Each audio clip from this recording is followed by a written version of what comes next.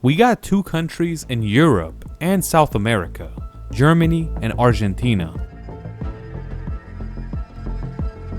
After World War II ended and Germany was defeated, thousands of German officers with their family flee to Argentina.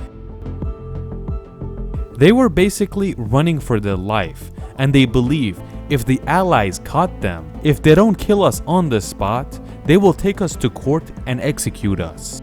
That's why they wanted to flee to a country that was far as possible.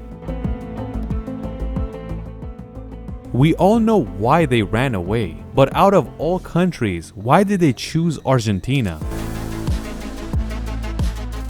On May 8, 1945, the German army raised the white flag, and that's when the Nazi officers knew this is not the place to stay.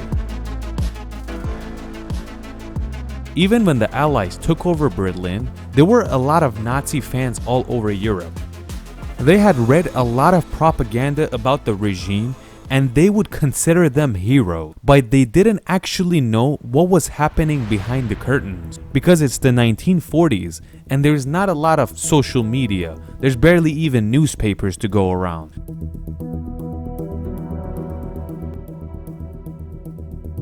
Like for example, Switzerland and Spain were considered neutral countries, but a lot of people say that wasn't the case and they were fans of the Nazi regime.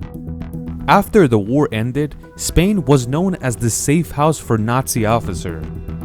They would get themselves to Spain, and from Spain they would be sent all over the world, and the most popular place they went was Argentina. At that time, the president of Argentina was this guy, Juan Domingo Perón. Juan Perón was a huge fan of the Nazi regime, and he accepted the officers with open arms. After the war ended, Juan Perón would send ships to Spain and Italy so they can pick up Nazi officers and Italian fascist members and bring them to Buenos Aires, the capital of Argentina. A little history shows us that in the 19th century, Argentina gained independence from Spain. After they reached independence, a lot of Italians and Germans moved to this country. Even though most of the people and the culture is Spanish in Argentina, but a lot of people there were fans of Germany and Italy. If you look at the history between Argentina and Germany, since the first day Argentina was created, these two countries have had a very strong relationship ever since, many years before the Nazi regime was even created. And that is why when the fascist Nazi regime took over Germany and Mussolini took over Italy, the Argentinian president was a fan of these two countries, and he was even trying to make Argentina a fascist nation. Just like we said, way before the war, a lot of Italians and Germans moved to Argentina, and of course, they were fans of the Nazi regime and Mussolini. A lot of Italian and German businessmen in Argentina put their money together so they can help the Nazi officers flee Germany. And you could say most of the cost was taken care of by these businessmen.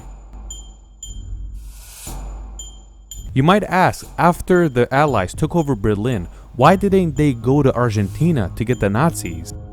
Because a lot of the officers were there, and also the Italian fascists. They didn't go there because they were confronted with each other. Communism and capitalism all of a sudden confronted each other, and they didn't really have time to go after the Nazis in Argentina. Years later, some people said that the people and officers that escaped to Argentina were no threat to the West anymore, and the reason we didn't go after them was that we had to put 100% of our focus on communism. You could say the Argentinian president knew that these two would be confronted at each other in Berlin, and he even said in his words that they will not have time to come after us. And he was correct.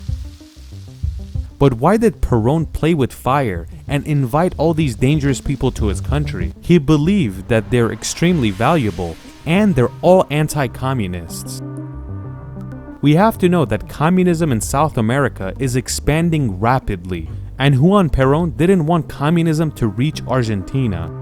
Perón knew the Nazi officers could help him get rid of communism in Argentina, and they might even help him make Argentina a powerful country.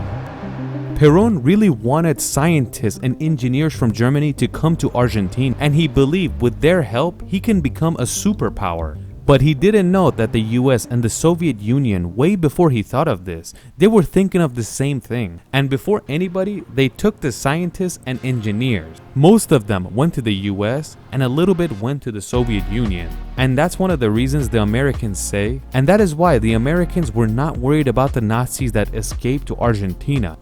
And they were right, because the ones that were a threat, they took all of them. Like Werner von Braun, a genius that was under the Nazi regime that helped the US reach the moon, and we talked about him in this video. Year after year passes and the Argentinian generation changes. The young people that were told the Nazis are heroes grew up and really got to know the Nazi regime and what they did.